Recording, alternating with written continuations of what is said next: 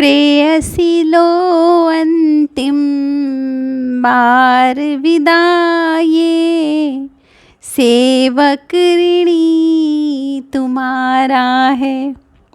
जय श्री राम दोस्तों आप समझ गए होंगे कि मैं आज किसकी बात करने वाली हूँ। तो दोस्तों आज मैं बात करूँगी मेघनाद के बारे में। मेघनाद कौन थे? रावण के पुत्र थे। दोस्तों जैसे आप सभी लोगों ने सुना ही होगा कि लक्ष्मण ने मेघनाद को मारा था, लेकिन पहले मेघनाद ने लक्ष्मण को शक्ति चलाई थी जिससे लक्ष्मण मूर्छित हो गए थे, और फिर हनुमान जी संजीवनी बूटी को लेकर के आए तो लक्ष्मण पुनर्जीवित हो गए थे।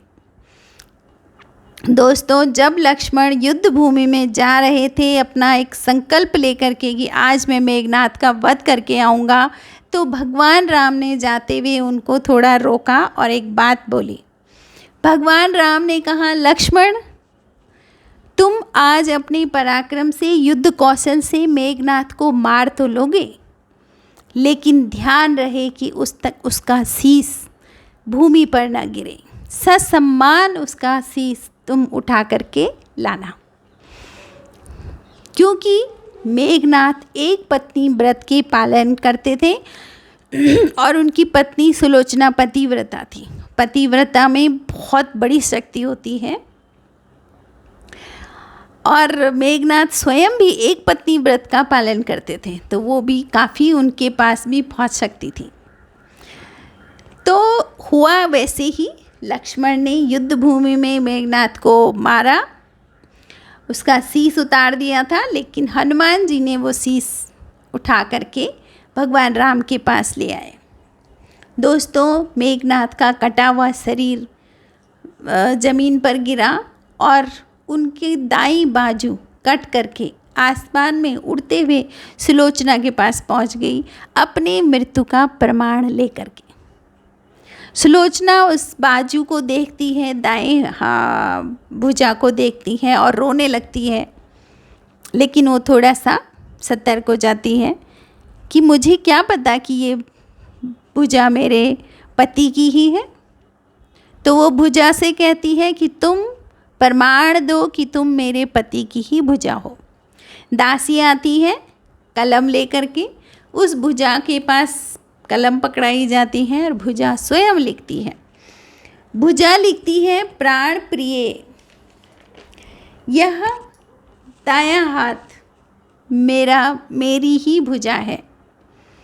मैं युद्ध भूमि में लक्ष्मण के द्वारा मारा गया। लक्ष्मण के द्वारा क्यों मारा गया?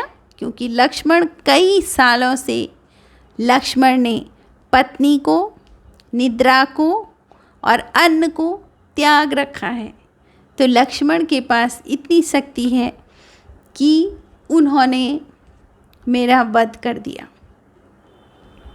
और मेरा शीश भगवान राम के पास है, तो तुम वहाँ से मेरा शीश ला सकती हो। सुलोचना बहुत रोने लगी, व्याकुल हुई और रोते रोते रावण के पास गई। रावण ने कहा, बेटी तुम चिंता मत करो, सुबह होने दो, मैं सुबह होते ही यहाँ मस्तकों के ढेर लगा दूंगा, खून की नदियाँ बहा दूंगा। सुलोचना ने कहा, कितने भी मस्तक आ जाएंगे, लेकिन मुझे तो अपने पति का मस्तक चाहिए। आप राम दल के पास जा कर के मेरा मस्तक लेकर के, मेरे पति का मस्तक लेके आए। रावण ने कहा, बेटी तुम ऐसे काम करो कि तुम खुद वहाँ जाओ। जिस समाज में बाल ब्रह्मचारी हनुमान रहते हों, जिस समाज में जितेंद्रिय लक्ष्मण हो, और जिस समाज में एक पत्नी व्रत के पालक भगवान राम हो, उस समाज में जाने में तुम्हें डर नहीं लगना चाहिए।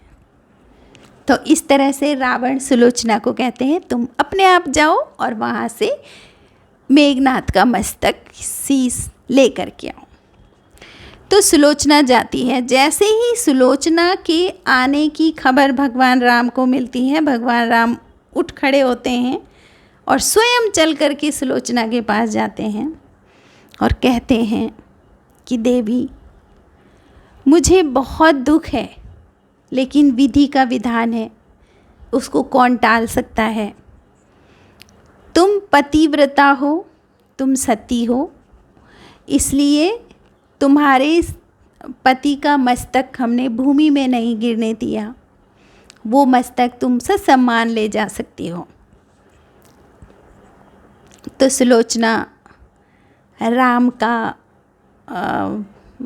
आदर करके कुछ उनकी उसमें गाने लगती हैं। तो भगवान राम उनको रोकते हैं, कहते हैं हमें शर्मिंदा ना करो। तो सुलोचना को की नज़र लक्ष्मण की तरफ जाती है। तो सुलोचना लक्ष्मण से कहती है, कभी इस बात का गर्व मत करना कि तुमने मेघनाद का वध किया। ये 2 पतिव्रता स्त्रियों की बात थी।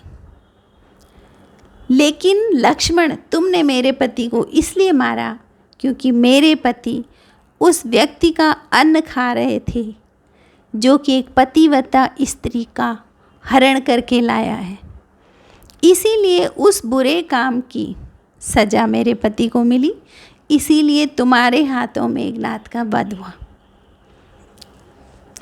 तो सुग्रीव वहाँ पर सब कुछ सुन रहे थे। तो सुग्रीव के मन में एक क्वेश्चन आया, बड़ी उनके अंदर जिज्ञासा हुई जानने की कि सुलोचना को ये किसने बता दिया कि उनके पति का मस्तक हमारे पास है। तो सुग्रीव ने पूछा सुलोचना से कि कैसे पता लगा तुम्हें कि तुम्हारे पति का मस्तक यहाँ राम के पास है। तो सुलोचना ने कहा कि मेरे पति के दाहिने हाथ का दाहिना बाजू मेरे पास आकर के स्वयं लिख करके बताया कि मेरा मस्तक, मेरा शीश भगवान राम के पास है। तो उसने थोड़ा सा, सुग्रीव ने ज़रा सा व्यंग से कहा कि अगर कटा हुआ बाजू स्वयं लिख सकता है तो ये कटा हुआ शीश भी तो हंस सकता है। अब सुलोचना की परीक्षा समझ लो एक होने लगी। सुलोचना ने कहा, अगर मैंने पूरी उम्र पतिव्रत का पालन किया हो, अगर मैं सच में पतिव्रता हूँ, तो मेरे पति का यह शीश, कटा हुआ शीश अभी हंस कर दिखाएगा। और वैसे ही हुआ, मेघनाद का शीश हंसने लगा। सब ने सुलोचना को प्रणाम किया, उनका बहुत सम्मान किया और बहुत सम्मान के साथ उनके पति का शीश उनको लौटाया। तो सुलोचना बोली, चलते चलते सुलोचना बोली भगवान राम से कि मेरी एक प्रार्थना है, कल मेरे पति का अंतिम संस्कार होगा, इसलिए मैं आपसे प्रार्थना करती हूँ कि कल के लिए युद्ध को रोक दिया जाए, क्योंकि मेरे पति की आत्मा को शांति मिलेगी। इस प्रकार भगवान राम ने उनकी प्रार्थना मान ली और अगले दिन युद्ध विराम की घोषणा कर दी। इस तरह से सुलोचना अपने पति का शीश लेकर के चल दी। तो दोस्तों, इस तरह से ये कहानियाँ हमें बताती हैं कि अगर हम अनुशासित रहें, हम पत्नी व्रत का पालन करें, एक पत्नी व्रत का पालन पुरुष करें, पतिव्रता स्त्री रहे, तो उसके उस अनुशासन में, उसमें बहुत बड़ी ताकत होती है। कोई नहीं जीत सकता उनको, जिनके पास इस तरह का अपने लिए अनुशासन होता है। तो इसीलिए अपने चरित्र को हमेशा उच्च रखें, कभी भी गिरने ना दें, सतर्क रहें, अपने जीवन को जिए, लेकिन सतर्कता के साथ कि हमारा कर्म हमेशा उच्च रहे। Thank you for watching. मेरे चैनल को सब्सक्राइब करिएगा प्लीज़। Thank you.